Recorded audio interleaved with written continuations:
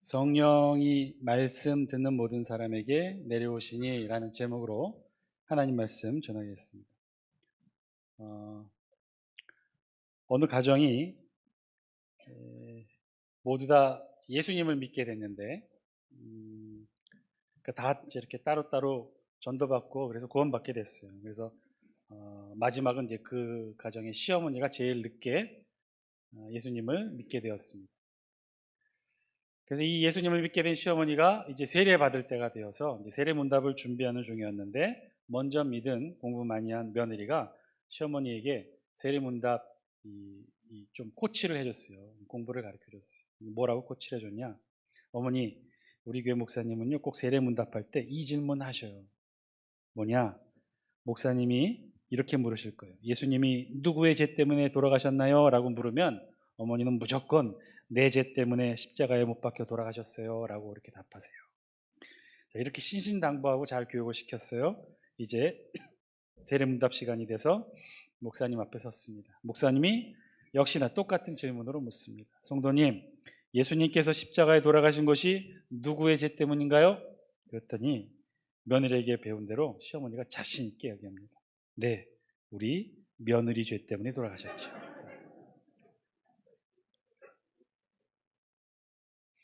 목사님 세 분이 식당에서 이야기를 나누고 계셨어요. 아마도 개척교회 목사님들 같아요. 첫 번째 목사님이 이렇게 말합니다. 여름철이 되면서 우리 교회는 쥐 때문에 골치를 앓고 있어요. 별의별 일 다 해봤지만 이 쥐들을 쫓아낼 수가 없어요. 그랬더니 다른 목사님이 이렇게 말해요. 맞아요. 우리 교회도 지하실에 수십 마리가 우글거리는 것 같아요. 이 전문 업체에 의뢰했는데도 소용이 없어요. 그랬더니 세 번째 목사님이 씩 웃으면서 말합니다. 나도 같은 문제를 경험했어요. 그래서 저는 어떻게 했느냐? 쥐들에게 세례를 베풀어서 다 신도가 되게 했어요. 그런데 그 후로는 단 한마디도 교회에 얼씬거리지 않네요. 껄껄껄 이렇게 웃으셨던. 세례 받은 쥐들이 교인이 되었는데 그런데 한 마리도 교회에 얼씬거리지 않았다. 여기에는 아마 개척교회 목사님의 이 뼈가 담긴 말이 담겨 있는 것 같기도 하네요. 여러분 세례 다 받으셨죠? 우리 기독교에서 이 세례의 기원은 어떻게 될까요? 어디서부터 시작하는 것일까요? 우리 기독교가 유대교에서 나왔으니 이 세례의 기원도 유대교에서부터 시작되었을까? 이게 맞습니다. 우리 예수님도 그래서 세례를 받으셨죠? 요단강에서 세례 요한에게 세례를 받으셨어요. 그렇다면 유대교에서 이 세례는 반드시 받아야 되는 것일까요? 그렇지는 않아요. 예수님이 받으셨던 세례도 사실은 특별한 이름이 붙어있는 세례였죠. 이름이 뭐예요? 회개의 세례였어요. 세례 요한이 당시 외쳤던 메시지가 뭐였나요? 회개하라, 천국이 가까웠느니라. 당시 세례 요한이 외쳤던 이 말씀, 유대 땅 전체를 뒤흔들었고 이 말씀에 감흥받아 그래서 요단강에 나와 세례 요한에게 받았던 세례가 바로 회개의 세례였어요. 그러나 이것이 반드시 유대교인이라면 꼭 받아야 되는 그런 세례였느냐? 그렇지는 않았어요. 왜 그럴까요? 유대교에서는요 이미 할례라는 것이 있었기 때문에 그래요.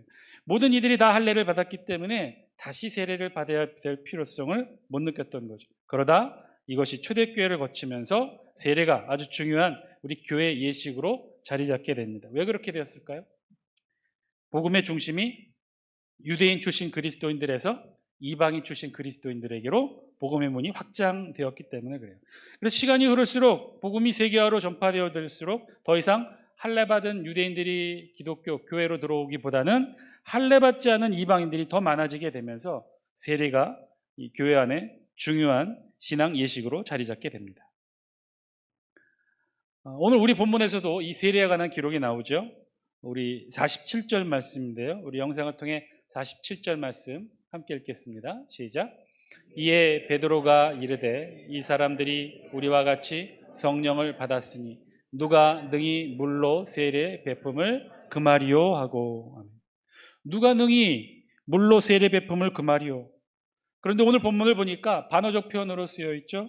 누가 능히 물로 세례 베품을 금하겠는가? 금할 수 없다는 뜻이죠. 이들은 이방인 고넬료에게 세례를 베풀어도 아무 문제가 되지 않는다는 그런 뜻일 겁니다. 그런데요, 이 반어적 표현에서 사실은 또 다른 내용도 짐작하게 됩니다. 그것은 초대교회에서 세례 베품에 있어서 그냥 아무나 세례를 베풀지는 않았다는 것이죠. 즉 조금이라도 문제가 있거나 세례를 받기 위한 제도적 절차가 갖추어지지 않았다면 초대교회 안에서도 절대로 세례를 베풀 수 없었다는 사실이 담겨 있죠. 예, 그랬어요. 초대교회 당시에도 이런 신앙의 절차들은 무척 신중하게 진행되었습니다. 지금도 그렇죠. 우리 교회도 그렇죠. 아무나 세례 받는 거 아니죠. 아무나 장수교에 등록했다고 다 세례를 받을 자격이 주어지는 것 아닙니다. 최소 등록 후 6개월 이상이 지나야 하고요. 그리고 세례 받을 수 있는 기간에만 신청해야 돼요. 그리고 신청자에 한해서 4주 이상 세례 교육 받아야 되고요. 그리고 마지막에는 담임 목사님과 장로님들로 이루어진 세례 문답 과정을 거쳐야만 비로소 세례 받을 수 있게 됩니다. 그와 마찬가지로 초대교회도 아마 그런 규정이 있었을 거예요. 그러면 초대교회 당시 세례에 관한 규정은 어떤 것이 있었을까? 어떤 자격 조건이 있어야 세례 받을 수 있었을까? 자세한 언급이 우리 성경에 기록되어 있지는 않아서 알 수는 없어요. 지금의 우리처럼 등록 과정을 제도화했는지 등록 후 일정 기간을 전제 조건으로 했는지 자세히는 알 수 없으나 한 가지는 분명했어요. 그건 무엇이냐? 초대교회에서는요, 세례가 신자가 반드시 받아야 되는 것은 아니었어요. 대상에 따라 예외가 있었다는 거죠. 아까도 말씀드렸다시피 정통 유대인 출신 그리스도인들 같은 경우는 꼭 세례를 의무화하지는 않았다는 거예요. 그러나 반대로 꼭 세례를 의무화한 대상은 있었어요. 누구예요? 이방인 출신 그리스도인들. 이방인 출신 그리스도인들 경우에는 꼭 반드시 세례를 받게 했습니다. 왜 그랬을까요? 왜 유대인들에게는 세례가 이 의무 규정이 아니고 왜 이방인들에게만 세례가 의무 규정이었을까? 아까도 말씀드렸다시피 정통 유대인 출신 그리스도인들 같은 경우는 대부분이 다 할례를 받았기 때문이었어요. 그러니까 초대교회 유대인 출신 그리스도인들과 이방인 출신 그리스도인들이 함께 신앙생활을 하던 그때에는요, 이 할례와 세례가 동일시 여겨졌던 거죠. 어떤 의미에서? 이 할례와 세례는요, 죄 씻음과 더불어 하나님의 백성과 자녀의 신분됨을 드러내는 증표가 되었다는 거예요. 즉 신체 겉으로 드러나는 신자의 표징이 바로 이 할례와 세례였다는 것이죠. 그러니까 할례나 세례가 그래서 겉으로 드러나는 신앙의 표징이었다면, 그렇다면 속에서부터 드러나게 되는 이 신앙의 표징은 무엇이었을까요? 사실 그것이 가장 중요한 초대교회 신자됨의 표지였는데, 오늘 우리 본문 사도행전을 중심으로 한 초대교회에서 신앙의 가장 내면적 중심의 표징이 무엇이었느냐? 오늘 성경에 보니 그것은 바로 성령 받음이었어요. 성령 받음. 그러니까 초대교회에서는요, 신자의 진행 과정을 좀 단순화 도식화시키면 이런 거죠. 복음을 듣습니다. 그러면 들음을 통해 믿음이 자라게 되고 그 믿음을 보고 세례를 주죠. 그러면 세례를 받는 즉시 혹은 직후 무슨 사건이 일어나요? 성령 강림 사건. 성령 받는 일이 있었다는 거예요. 이는 우리가 전에 살펴보았던 사도행전 8장에서도 잘 드러났는데요. 여러분 기억나시는지 모르겠지만 사도행전 8장 하면요, 빌립 집사의 사마리아 복음 전도 내용이 기록되어 있어요. 빌립 집사가 사마리아에도 복음을 전했다는 사실이에요. 사마리아에도 복음을 전했고 그리고 복음을 들은 믿는 자들에 한해서 세례를 베풀었어요. 자, 이 소식이 초대교회 예루살렘 교회도 전해지게 되고, 그래서 초대교회는 이 베드로와 요한 두 사도를 사마리아 지역에 파견하게 됩니다. 그래서 그들이 가서 보니 과연 듣던 대로 사마리아 지역에도 복음이 들어갔고 믿음이 자랐고 믿음이 자란 이들이 세례 받은 이들까지 있었어요. 그런데 자세히 보니 이들 중에는 세례만 받고 성령 받은 이가 없다라고 우리 성경에 기록하죠. 우리 다 함께 영상을 통해 사도행전 8장 15절에 17절 말씀 같이 한번 읽겠습니다. 시작.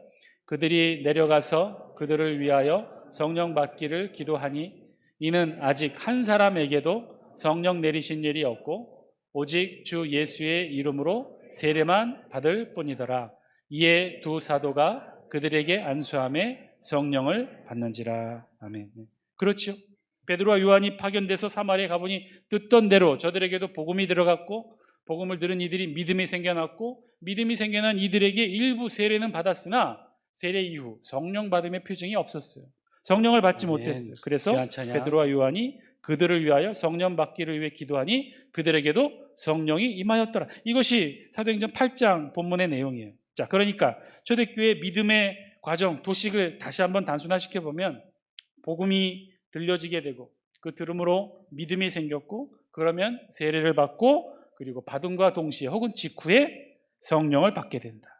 자, 이게 초대교회의 신자됨의 과정이었던 거죠. 자, 다시 우리 본문으로 돌아와서 우리 본문을 돌아와 보니까 그러니까 베드로가 본문에 보니 고넬료의 사람들을 보니 지금 당장 세례를 베풀어도 아무런 문제될 것이 없다는 판단을 했던 거죠. 그 판단의 근거가 뭘까요? 베드로는 왜 이런 판단을 했던 것일까요? 그것은 47절 앞부분의 말씀에 있어요. 우리 다시 한번 47절 영상을 통해 앞부분 말씀만 같이 함께 읽겠습니다. 시작. 이에 베드로가 이르되 이 사람들이 우리와 같이 성령을 받았으니. 아멘. 이 사람들이 우리와 같이 성령을 받았으니 누가 능히 물로 세례 베품을 그 말이요 하고 그랬다는 거예요. 뭐라고요? 지금 베드로가 보니까 이 고넬료의 사람들이 어떻게 되었다고요? 우리와 같이 성령을 받았다는 거예요. 여기서 말하는 우리는 누구를 가리키죠? 이 당시에 우리라는 것은 베드로와 그리고 베드로와 함께 고넬료의 집에 갔던 몇 명? 6명의 정통 유대인 출신 그리스도인들. 베드로가 고넬료의 집에 함께 갈 때 동행했던 6명의 유대인 출신 그리스도인들이 보니까 고넬료 사람들을 보니까 이 사람들에게도 지금 성령이 임했다는 거예요. 이 사람들의 모습과 행동과 어떤 것들을 보니까 이들에게도 지금 성령이 임했다는 거예요. 그러니 성령이 이미 임했으니 세례 베푸는데 무슨 문제가 있겠느냐. 베드로만 혼자 그렇게 생각한 것이 아니라 함께 동행했던 정통 유대인 출신 그리스도인들도 그렇게 판단했던 거예요. 자신들이 지금 보니까 이 이방인 고넬료 사람들이 모두 다 성령 받았다는 거예요. 그러니 성령 받았으니 세례 베푸는데 무슨 문제가 있겠느냐 그렇게 판단했던 거죠. 예, 그랬어요. 지금 고넬료의 집에 있던 고넬료의 사람들은요 이미 성령을 받았어요. 그러니 복음을 듣고 믿음이 생기고 그리고 세례를 받아야 성령을 받을 수 있다라고 당시 생각했는데 그런데 이미 이들 고넬료 사람들에게는 성령 받은 모습들이 나타나니 세례 베푸는데 아무런 문제가 없었다는 거죠. 자, 그렇다면 도대체 베드로와 이 6명의 유대인 출신 그리스도인들의 눈에 비친 고넬료 사람들의 모습이 어떠했길래 이들이 성령 받았다라고 베드로와 6명이 그렇게 판단했을까요? 46절 말씀 우리 영상을 통해 같이 한번 읽습니다. 시작. 이는 방언을 말하며 하나님 높임을 들음이러라. 아멘. 뭐라고요? 방언을 말하고 하나님 높임을 들었다는 거예요. 그랬어요. 지금 고넬료 사람들은 베드로와 6명의 정통 유대인 출신 그리스도인들이 보니까 고넬료 사람들이 특이한 모습을 보이더라는 거예요. 어떤 특이한 모습이요? 이들이 하나같이 방언을 말하고 있다는 거예요. 여러분 방언이 어떤 거예요? 베드로와 함께 있었던 6명의 유대인 출신 그리스도인들이 예전에 경험했었죠. 언제요?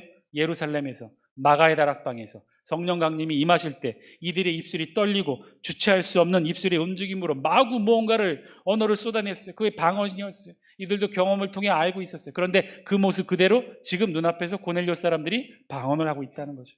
그뿐만이 아니라 갑자기 방언을 하던 이들이 갑자기 두 손을 들고 영적 감흥에 휩싸여 하늘의 하나님을 찬양하기 시작했다는 거예요. 이것을 보아하니 자신들이 매 예배 시간에 이 성령의 감흥에 충만해져서 하늘의 하나님을 찬양했던 그런 모습들이 떠올라지는 거예요. 자신들이 했던 그런 모습으로 지금 고넬료 사람들이 그렇게 하나님을 찬양하니 자신들이 보니까 이거 분명히 성령이 이들에게도 임했다. 그러니 이들에게 세례 주는 것을 주저할 이유가 없다라고 판단했던 거죠. 그러면서 베드로와 함께 온 일행은요 이런 모습에 놀랐다고 기록해요. 45절 말씀 우리 영상을 통해 함께 읽습니다. 시작. 베드로와 함께 온 할례 받은 신자들이 이방인들에게도 성령 부어 주심으로 말미암아 놀라니. 놀랐다는 거죠. 왜 놀랐어요? 이들은요 지금 세례 받지도 않았어요. 다 이방인이에요. 이제 막 베드로를 통해 복음을 들은 것이 전부인데 그런데 그들에게 성령이 임한 거예요. 방언을 하고 영적 감흥이 충만하게 하나님을 찬양하고 그러니 이들의 눈에 이들이 놀랍게 보였던 거예요. 실제로 45절 성령 부어주심으로 이 부분에 헬라어 언어에 보면요 우리말 성경은 그냥 성령이라고 간단하게 번역되어 있는데 실제로는 좀 긴 단어예요. 헬라어 언어로 보면 도레아 투 하기우 푸뉴마토스. 도레아는 선물이란 걸 선물이란 뜻이에요. 거저주는 선물이에요. 어떤 선물이냐? 누구의 선물이냐? 투 하기우 푸뉴마토스. 성령의 선물. 즉 거룩한 영, 거룩한 성령 하나님이 주시는 선물이었는데 그 선물을 부어주셨다는 거예요. 결국 하나님께서 이 성령이라는 은혜의 선물을 누구에게 부어주신 거예요? 할례 받은 일이 없는 이방인들에게도 부어주신 것이고, 그리고 이것의 의미는 뭐예요? 그들도 유대인들과 동일하게 하나님의 축복을 받을 수 있는 대상이다. 성령 하나님의 선물을 축복으로 받을 수 있는 대상임을 성경이 말씀을 통해 이들에게 증거했던 거죠. 자, 그러면 도대체 이들 고넬료의 사람들은 언제 어떻게 성령을 받게 되었던 것일까요? 사실 오늘 우리 본문의 가장 중요한 대목이 바로 이 부분이죠. 도대체 이들은 언제 어떻게 성령 하나님의 임재하심을 경험하게 되었을까? 여러분, 오늘 이 본문에 나와 있는 고넬료의 사람들 몇 명이 누구입니까? 이 고넬료가 자신의 집에 베드로가 온다고 해서 다 불러 모았다고 그랬어요. 이들 중에는 고넬료의 가족들도 있을 것이고요, 이들 중에는 고넬료의 먼 친척들도 있었을 거예요. 그리고 가까이 지내는 친구들도 있었을 거예요. 그러니까 한마디로 고넬료가 자신이 가까이 지내는 이들을 다 불러 모았던 거죠.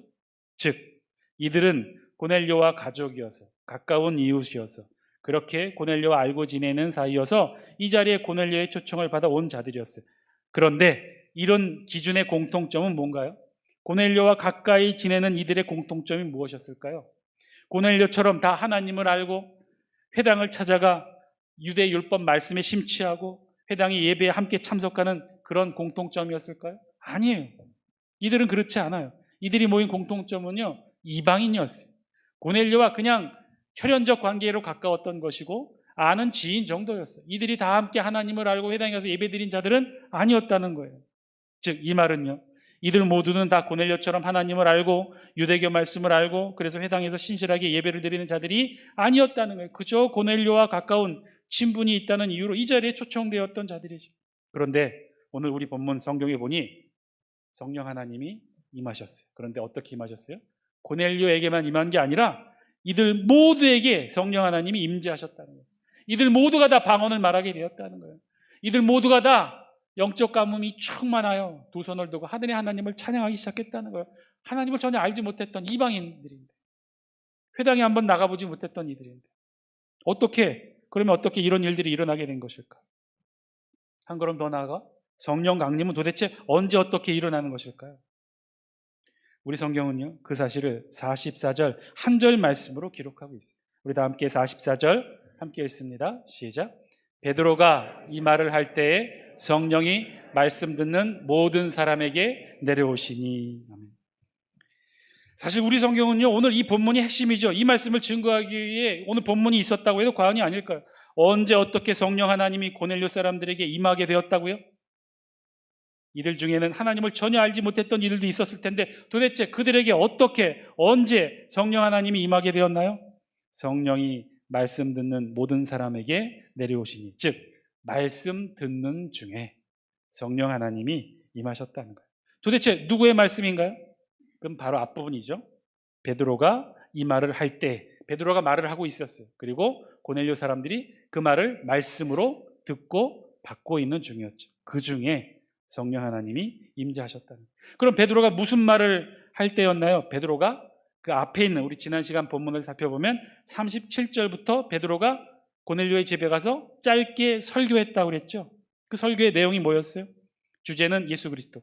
예수님이 이 땅에 오셨고 하나님이 성령과 능력을 기름 붓듯 예수님께 하셔서 예수님이 선한 일을 행하시고 마귀에게 눌린 모든 사람을 고치시고 천국 복음을 전파하시다가 십자가에 못 박혀 달려 돌아가셨고, 하나님께서는 그런 예수님을 3일 만에 다시 살리셨고, 그리고 다시 살아난 예수 그리스도를 어떻게 했다고 그랬어요?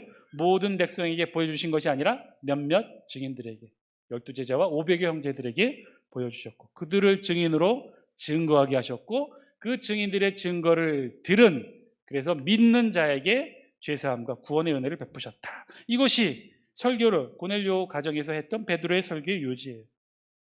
자, 그런데 이 말씀을 듣는 중에 이 말씀을 들은 모든 이들에게 성령이 임하시게 됐던 것이죠. 자, 그런데 이게 중요해요. 언제? 예를 들면 설교 말씀을 다 듣고 난 후에예요? 아니면 말씀을 듣는 중일까요? 오늘 성경에 의하면 말씀을 듣는 중에, 우리 44절 베드로가 이 말을 할 때에, 우리 성경은요 베드로가 이 말을 할 때라고 해석을 했지만 여기에는요 헬라 원문을 보면 한 가지 해석하지 않은 단어가 있어요. 이 부분은 헬라 원문에 어떻게 되어 있냐면 에티 랄론토스 투 페트루 타 레마타 타우타 이렇게 되어 있는데요, 이 에티는 아직이란 뜻이고요. 랄론토스는 뭐뭐 할 때, 무엇이, 투 페트로, 베드로가 타 레마타 타우타, 이 말을 할 때에, 아직 이 말을 할 때, 즉 이 말이 끝났어요? 끝나지 않았어요? 베드로의 이 설교가 끝났어요? 끝나지 않았어요? 아직 끝나지 않았다는 거예요. 여러분, 이게 뭘 의미할까요? 지금 고넬료 가정에 있는 고넬료 사람들은요, 베드로 설교를 끝까지 다 듣지도 않았어요. 그런데 듣는 중에 성령 하나님이 임재하셨던 거죠. 이 말씀의 의미가 뭘까요? 이들은요, 이 베드로의 설교를 끝까지 다 듣지도 않았고, 그렇다면 깨닫지도 못했다는 거죠. 여러분, 성령 하나님이 임재하시는 건요, 말씀을 듣고 깨달을 때가 아니에요. 오늘 성경에 보니까요, 말씀이 선포되어지고 그 말씀을 듣는 순간이라는 거예요. 오늘 베드로의 설교도요, 사실 우리가 지난 시간 살펴보면 그렇게 친절한 설교도 아니에요. 베드로가 초창기에 했던 5천 명을 회개시켰던 솔로몬 행각에서 했던 그런 멋진 설교도 아니에요. 그죠? 아주 짧고 간단했어요. 그리고 여기에는요, 나중에 한 설교라 여기에는 신학적 내용도 담겨 있어요. 제가 지난 시간에 말씀드렸죠. 모든 사람에게 나타나는 것이 아니라 일부 몇몇 사람들에게만 나타났던 그 어려운 신학적 내용도 여기에 담아했던 거예요. 그러고 보면 참 베드로 어쩌면 보면 성의 없이 설교한 것 같기도 해요. 그런데요, 놀라운 사건은 고넬료 사람들이, 하나님을 전혀 알지 못했던 사람들조차도 이 성의 없는 베드로의 설교를 듣는 중에 다 듣지도 못했어요. 다 알아듣지도 못했을 것 같아요. 그런데 듣는 중에 성령 하나님이 임하셨다는. 사랑하는 장수교 성도 여러분, 오늘 말씀을 통해 우리에게도 주신 하나님의 음성, 저와 여러분들이 들을 수 있게 되길 바랍니다. 성령 하나님의 임재 순간이 언제일까요? 하나님의 영은 언제 어떻게 우리를 찾아오시게 되는 것일까요? 말씀이 선포되는 바로 그 순간, 그리고 선포된 말씀을 듣게 되는 바로 그 순간이에요. 다 듣지도 않았어요. 이 말은요, 깨달았다는 뜻도 아니에요. 말씀이 선포되는 그 순간, 말씀이 들리고 그 말씀을 듣기 위해 우리의 귀가 열리고 그 말씀을 듣기 위해 우리의 영혼에 담기 위해 우리의 영혼이 열리게 되는 바로 그 순간, 그래서 그렇게 들려지고 선포되어진 하나님의 말씀이 우리의 육신과 영혼에 울리게 될 때 바로 그 순간, 찰나의 바로 그 순간 하나님의 영, 성령이 우리에게 찾아오셔서 우리 안에 임재하신다는 거예요. 사랑하는 장수교 성도 여러분, 말씀을 듣는다는 것, 그저 매주 앉아서 예배드리고 때로는 피곤해서 졸리기도 하고 어떤 때는 예배드리는 한 시간이 어찌나 길게 느껴지는지 이리저리 몸이 꼬이기도 하고, 그런데요, 그래서 때로는 이 시간이 무의미하게만 여겨지고 다 듣고 이해하지도 못하고 깨닫지도 못하고 졸리기만 한데 이게 무슨 의미가 있을까? 아니에요. 의미가 있다는 거예요. 오히려 반대예요. 성령 하나님의 임재는요, 우리가 말씀을 듣고 깨닫고 다 이해해야만 오는 사건이 아니었다는 거예요. 그저 말씀이 선포된 말씀을 우리가 듣게 될 때 바로 그 순간 하늘이 열리고 하나님의 영이 우리 가운데 임하시게 된다.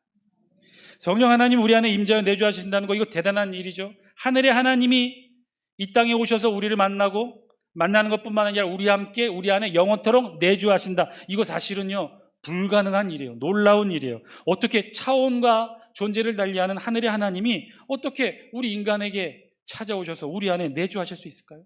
여러분, 단적인 예로 우리 인간은요, 분절된 시간 속에 살아요. 과거, 현재, 미래, 시간의 끊어짐 속에 살아요. 그러나 하나님은 어떤 분이에요? 영혼의 시간 속에서 사시는 분이에요. 하나님의 시간은요, 하루가 천년과 천년이 하루 같은 그런 시간이에요.